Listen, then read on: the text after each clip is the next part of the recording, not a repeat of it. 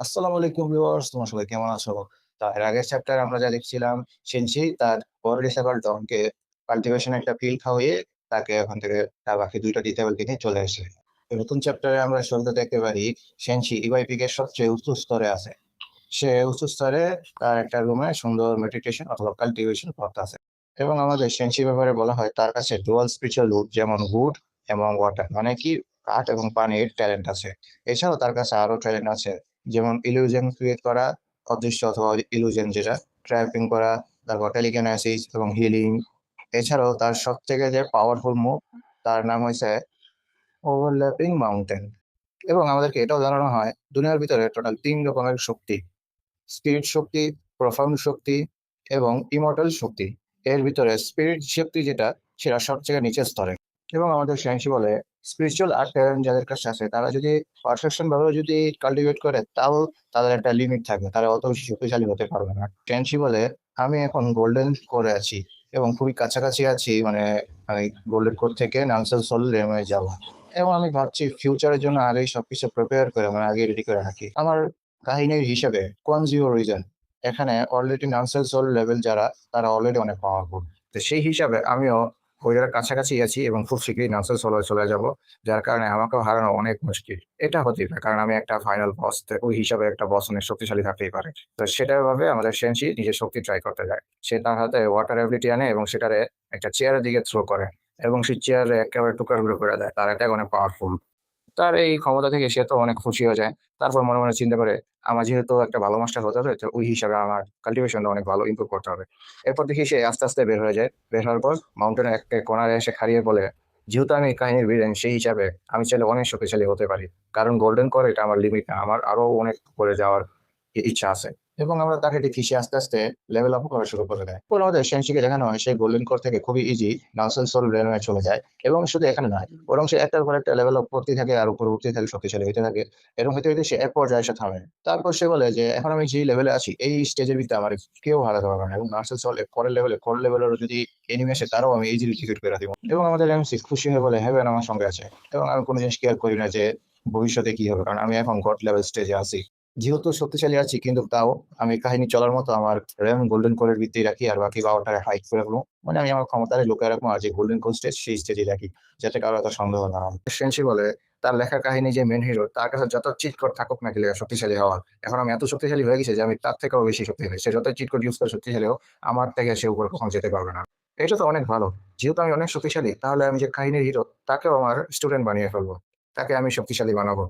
যেহেতু সে আমার ডিসাইপল হবে, সেই হিসাবে কাহিনীর ভিতরে আমি কখনো মরবো না। এই ভেবে সেনসি শয়তানের মতো আসল পেলে হা হা হা হা হা কইরা। এরপর সকালবেলার সিন দেখানো হয় যেখানে আমাদের চ্যাংলিং সে ঘুম থেকে উঠে বলে, "সিনিয়র সিস্টার গুড মর্নিং।" তার দ্বিতীয় ডিসেবল সোয়াংমু সে বলতেছে, "জুনিয়র সিস্টার তুমি কি ঠিক মতো ঘুমাও নাই?"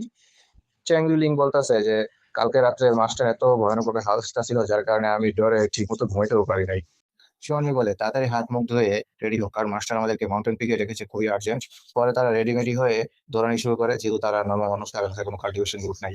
তারপর আসতে এত সময় লাগে যার কারণে আমাদের সেনশি তার আস্তে, আস্তে ঘুমিয়ে ধরে এবং সে বলে, "আমার ডিসেবলদের আইতে এত সময় লাগতেছে কেন?" এরপর তার সবচেয়ে বড় ডিসেবল বলে, "মাস্টার আপনার ৩ টা ডিসেবল তারা চলে এসেছে।" সেনশি লক্ষ্য করে যে তার সবচেয়ে বড় ডিসেবল সে অলরেডি ব্রেক থ্রু করে ফেলেছে এবং রাতের বেলায় সে এখন ফাউন্ডেশন বিল্ডিং গ্রামে আইসা করছে। পরে আমরা তার ৩ টা ডিসেবলকে দেখি তারা দৌড়ে, দৌড়ে হাঁপতে, হাঁপতে আইলো। এরপর সেনশিতে বলে, "ওই এক কথা, তোমরা একটু রেস্ট করো।" পরে আমাদের সেনশি বলে, "ঠিক আছে, আমি চাই ভবিষ্যতে তোমরা ডেইলি এরকম সকালবেলা আসবা এবং এই মাউন্টেন পিকে এসে ১ ঘন্টা হলো অথবা ১ ঘন্টা ২ ঘন্টা যতই সময় তোমরা কাল্টিভেশন করবা। ঠিক আছে আমি কি বলছি? তাহলে আজকে থেকেই শুরু করি।" তারা বলে, "ইয়েস মাস্টার।" এবং তার ৩য় ডিসেবল সে বলে, "মাস্টার আমার মনে হয় না আমি কাল্টিভেশন করতে পারবো। আমার বাকি যে জুনিয়র এবং সিনিয়র তারা এই কাল্টিভেশন করুক। কারণ আমার কাছে তো কোনো ভালো ট্যালেন্ট নাই। আমার কাল্টিভেশন বয়স তো চলেই গেছে। এখন আমি হই বা না হই এরকম অবস্থায় আছি। যার কারণে আমার আর এত কাল্টিভেশন হয়তো হবে না কখনো। এবং আমি আস্তে, আস্তে বৃদ্ধ হয়ে মারা যাবো। হয়তো আমি আমার মাকেও কখনো বাঁচাতে পারবো না।" এই নিয়ে সে অনেক স্যাড হয়ে যায়। সেনশি বলে, "হ্যাঁ, তোমার এখন বয়স কত?" পরে আমাদের আরো কিছু বলা হয় যেমন, হ্যান যখন ১ম এসেছিল তখন সেনসি তাকে কাল্টিভেশন শিখায়নি। কারণ সেনসি ভয় পাইতো তার অচেনা ব্যাকগ্রাউন্ড নিয়ে। হয়তো তারা কাল্টিভেশন শিখাইলে সে অনেক মুসিবতে পড়ে যাবো। কিন্তু এখন যেহেতু আমি জানি, তো ওই হিসাবে আমার এত ভয় নেই। তার ডিসেবল হ্যান বলে, "মাস্টার আমার বয়স ১৪ বছর। ১৪ বছর অনেক পার হয়ে গেছে। আমার আরো যদি কম বয়স হতো তাহলে আমি কাল্টিভেশন হয়তো করতে পারতাম মাস্টার।" তারপর আমাদের সেনসি বলে, "তোমার কাল্টিভেশন শুরু করা উচিত ছিল ৯ থেকে ১২ বছরের ভিতরে। তোমার এই হিসাবে তুমি এতদিন গোল্ডেন পোস্টে চলে যেতে পারতা। যেহেতু তোমার বয়স 14 হয়ে গেছে, তোমার বডির ভিতরে যে ভ্যারিয়ান্স সে অলরেডি শেপ নেওয়া শুরু করে ফেলেছে। যার কারণে তুমি যদি এখন কাল্টিভেশন করো তাহলে এত হয়তো উপরে উঠতে পারবা না। যার কারণে আমরা দেখি হ্যান সে অনেক কান্দা শুরু করে। সে তার মাথায় হাত বাড়িয়ে বলে, ঠিক আছে, তুমি অনেক দেরি করে ফেলেছো। তোমার কাছে ফায়ার এবং উড নিয়ে ডুয়াল স্পিরিচুয়াল লুড আছে। যেহেতু তুমি আমার ছাড়া অন্য কোনো সেটের কাছে যাও নাই তোমার এই ট্যালেন্ট নিয়ে, আমি এখন থেকে তোমাদের নিজে কাল্টিভেশন শেখাবো। এতে যতই সময় লাগুক অথবা যতই কষ্ট হোক, বাস তোমাদেরকে একটু কষ্ট করতে হবে। এবং হ্যাঁ, তুমি এত টেনশন করো না, কারণ এখনো তোমার সময় আছে শক্তিশালী হওয়া। কোনো জিনিসই ইম্পসিবল না, বাস তোমার একটু মেহনত করতে হবে। সেনশির কথা শুনে সে অনেক কান্না শুরু করে এবং সে অতীতের কথা ভাবে। যখন আমি এই সেটে আসছিলাম তখন কোনো মাস্টারই আমাকে নিতে ছিল না আমার ট্যালেন্ট দেখে। তখন আমার নিজের মাস্টার উনি এসে ওনার হাত দিয়ে আমায় ধরে নিয়ে নিজের সাথে নিয়ে গেল এবং বলল যে, আমার হাত ধরো, আজকের থেকে আমি তোমার মাস্টার, তুমি আমার ডিসাইকল। এখন আমার প্রেজেন্টে দেখি সেনসি তার মাথায় হাত বাড়িয়ে বলতেছে, ঠিক আছে ঠিক আছে, কান্দো না কান্দো না, এবং সেও কান্দতে কান্দতে মাস্টারে জড়ায় ধরে রাখছে। এই সিন দেখে তো সোয়ানিউ বলে, ও মাই গড, মাস্টার কি সত্যি? চ্যাংলি তো বলে, হয়তো এটা মাস্টার না, ওনার ভিতরে অন্য পার্সন। তখন তাদের বড় ডিসেবল সে মনে মনে চিন্তা করে, মাস্টার আগে থেকেই ভালো ছিল, বাস উনি হয়তো মাঝখানে একটু ওর মুড টুড খারাপ ছিল যার কারণে উনি এরকম ছিল। কিন্তু এখন উনি ভালো হয়ে গেছে আগের মতো। এরপর আমরা পরের দিন সকালবেলা দেখি যেখানে কিউলিং বলতেছে, আমি তো অনেক হয়রান হয়ে গেছি গা, ডেইলি খালি পায়ে সকালবেলা মুখ টুক ধুয়ে দড়ি ধরে মাউন্টেন উপরে উঠা লাগে, আমার পাও ব্যথা হয়ে গেছে। এবং সোয়ানিও সুন্দর মতো পানি নিয়ে গায়ে ঢেলে বলেন, লিটল জুনিয়র, মাস্টার আমাদের ভালোর জন্য, উনি চাই আমরা কাল্টিভেশন করে শক্তিশালী হই, তাই তোমার এত প্রশ্ন করা দরকার নাই। এরপর হ্যান বলে, আমি একটু নিচে দেখতেছি ভেজিটেবল আনার জন্য। তখন ইউলিং তার সিনিয়রকে বলে, সিনিয়র সিস্টার, তোমার কাছে কি মাস্টার অনেক ভালো লেগেছে? তৃতীয় ডিসেবল হ্যান সে বলে, মাস্টার তার সময় আমায় কাল্টিভেশন এবং এনার্জি ব্যবহার শুধু শিখায় না, বরং ওনার জেট হটবেড নামে যে একটা ব্যাট আছে সেখানেও আমার পারমিশন দিয়েছে কাল্টিভেশন করার জন্য, কারণ আমার কাছে ফায়ার এবং গুড ডুয়াল স্পিরিচুয়াল রুট আছে। যার কারণে সেখানে যদি আমি কাল্টিভেশন করি তাহলে আমার ট্যালেন্ট অনেক ভালো এবং তাড়াতাড়ি গ্রো করবে। যেহেতু উনি আমার জন্য এত কিছু করতেছে, তাই ওই হিসাবে আমি ওনাকে কখনো নিরাশ করবো না। ইউলিং বলে, সিনিয়র সিস্টার, তোমার কাছে সত্যি এরকম মনে হয় মাস্টার অনেক চেঞ্জ হয়ে গেছে না? কারণ আমরা তো জানি উনি অনেক রুথলেস, মানে অনেক জাউলা টাইপের ছিল, মারধর করতো, কিন্তু এখন ওনাকে একেবারে নতুন পার্সন মনে হইতেছে। আমি আসলে জানি না ওনার আসল ব্যবহার কিরকম, কিন্তু উনি একমাত্র মাস্টার ছিলেন যিনি আমাদেরকে অ্যাকসেপ্ট করেছে, বাকি কোনো মাস্টার আমাদের অ্যাকসেপ্ট করে নাই। এবং আমাদেরকে বলা হয় সোয়ানিওকে কেন অ্যাকসেপ্ট করে নাই, কারণ কারণ তার ইনফায়ার অফ স্পিরিচুয়ালিটি ছিল, যেটা খুবই লো ট্যালেন্ট, যার কারণে কোনো মাস্টার তাকে অ্যাকসেপ্ট করে। এবং ইউলিংকে অ্যাকসেপ্ট এই জন্য করে নাই কারণ সে অনেক বোকা টাইপের। দাও সেনসি তাকে অ্যাকসেপ্ট করেছে, সেটাই আমাদের জন্য অনেক বড় এবং ভালো কথা। উনি আমাদের একটা বেস্ট টিচার এবং অনেক ভালো টিচার। এরপর তৃতীয় টিচার ডং এর দিকে দেখানো হয়, সে নিচে থেকে সবজি নিয়ে উপরে আসবে, তখন সে দেখে তার সেটের ভিতরে কয়েকটা স্টুডেন্ট ঢুকতেছে। তো সে সামনে যে জিজ্ঞাসা, তোমরা কারা, তোমার টোকেন ছাড়া কেন ঢুকতেছো? তাদের ভিতরে একজন বলে, সিনিয়র সিস্টার, আমাকে ভুলে গেছে নাকি? আমরা সবাই একই সেটের স্টুডেন্ট, বাস আমাদের মাস্টার আলাদা। তখন ডং তাকে চিনে ফেলে, ও হ্যাঁ, আপনার তো সিনিয়র আরেক মাস্টারের, আর আপনার নাম তো মনে হয় যাও, কিন্তু আপনি কেন এসেছেন এখানে? এর আগের বারে যখন এসেছিলেন তখন একটা এডি ওয়েলথ নামের একটা জেট নেওয়ার জন্য এসেছিলেন।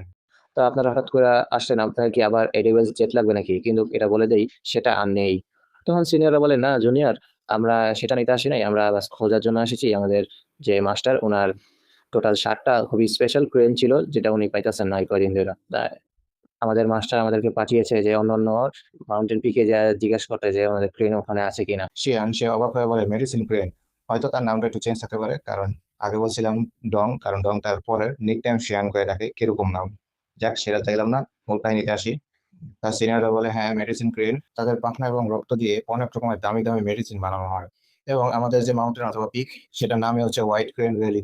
আমাদের পিকের ভিতরে সব থেকে স্পেশাল হয়েছে সেই ক্রেন। তাই আমরা আরেকবার জিজ্ঞেসেছি, জুনিয়র, তুমি কি জানো আমাদের ক্রেন কোথায়? তখন শিয়ান তার মাথায় হালকা ঘুরিয়ে বলে, না আমি এই ব্যাপারে জানি না। কিন্তু তার কথার ভিতরে তার সিনিয়রদের সন্দেহ হয়।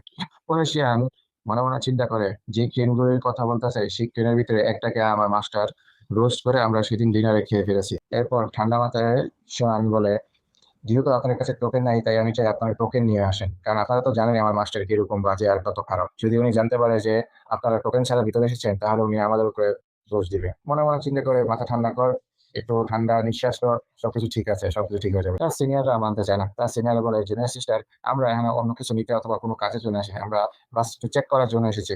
কারণ আমাদের মাস্টার বলেছে প্রত্যেক মডেল চেক করতে, তাই আমরা এসেছি শুধু একবার দেখার জন্য। তাদের কথা শুনে শিয়াল বলে, আমার মাফ করবেন সিনিয়ররা, টোকেন ছাড়া আপনাদেরকে আমি মাউন্টেনে ঢুকতে দিতে পারি না।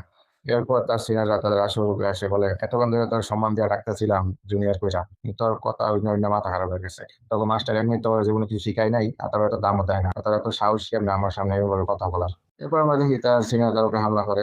আর বাকি সিনিয়ররা ওকে, সিনিয়র ব্রাদার থামেন, আপনি এখানে এরকম করতে পারবেন না, সেন্সি জানতে পারলে কিন্তু অনেক খারাপ হবে। তখন যে জাং সে চিন্তা করে সেন্সি জীবনে কিছু করবে না, কারণ সে এদেরকে কোনো দামই দেয় না, প্লাস নিজের বাসায় চাকরের মতো রাখছে। তাই আমি যদি এগুলোর উপর হাত উঠাই সে কিছুই করবে না। কিন্তু আমরা শিয়ানুকেও দেখি সে তার সিনিয়র অ্যাটাকে কাউন্টার অ্যাটাক দেয়, যেটাতে কিন্তু তার সিনিয়র অবাক হয়ে যায়। পরে শিয়ানু সে চিন্তা করে একটু লেগে নাহলে তো আমি এখনই মারা যেতাম। পরে তার সিনিয়রকে বলে, আপনার কি সত্যি ইভাইপি কে আমার সাথে ফাইট নিতে?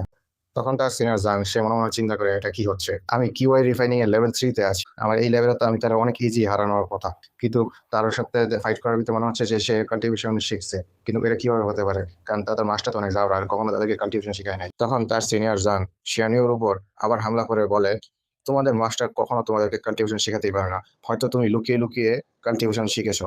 এজ আ সিনিয়র আমি তোমাকে এ নিয়ে একটা শাস্তি দেব, লুকিয়ে লুকিয়ে কাল্টিভেশন করার কারণে। শিয়ানিও সে অনেক চিন্তা করে যায় এবং বলে, আমি এখনো মাত্র বিগিনার, আমি মাত্র শুরু করলাম, আমি মাত্র শুধু তার একটা অ্যাটাকে আটকাইতে পারছি, এবার যে সে অ্যাটাক করছে এটা তো আমি পারবো না।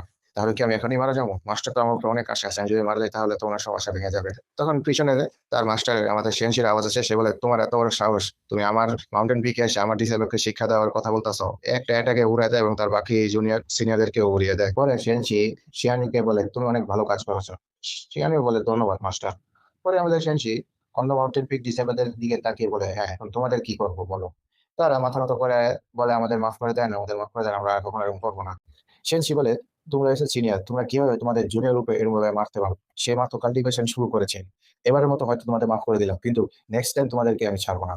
আর যদি বেশি কোনো দরকারি কাম থাকে তাহলে তোমাদের মাস্টারকে আমার কাছে পাঠাতে বলবা, ওনার সাথে আমি কথা বলবো, তোমাদের আর আশা লাগবে না এখানে। সেনসি বলে, ফিয়ান তুমি কি ব্যথা পেয়েছো?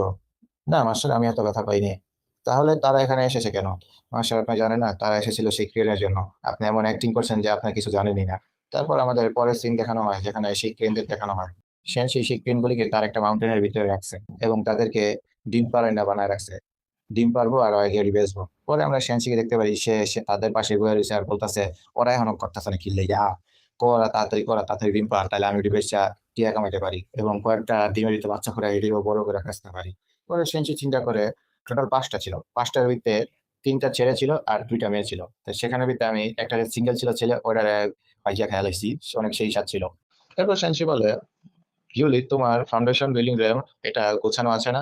তা ডিসেবল ইউলি বলে, হ্যাঁ মাস্টার, আপনার অনেক ধন্যবাদ, সেই পিল দেওয়ার কারণে আমি ব্রেক থ্রু মানে লেভেল আপ করতে পেরেছি। তোমার আইস স্পিরিচুয়াল রুট, যে কারণে তুমি পানির যত টেকনিক আছে সেগুলিও শিখতে পারবা যেহেতু আইসের। এবং এই নাও একটা টেকনিক বুক, এটা দিয়ে তুমি ফাইটিং এর অনেক টেকনিক শিখতে পারবা। আর এখানে যদি তোমার কোনো জায়গায় সমস্যা হয় তাহলে তুমি আমার কাছে এসে বলতে পারবা, ঠিক আছে? ইউলি বলে, ইয়েস মাস্টার, আমি অনেক পরিশ্রম করবো আর আপনাকে ডিসঅ্যাপয়েন্ট করবো না।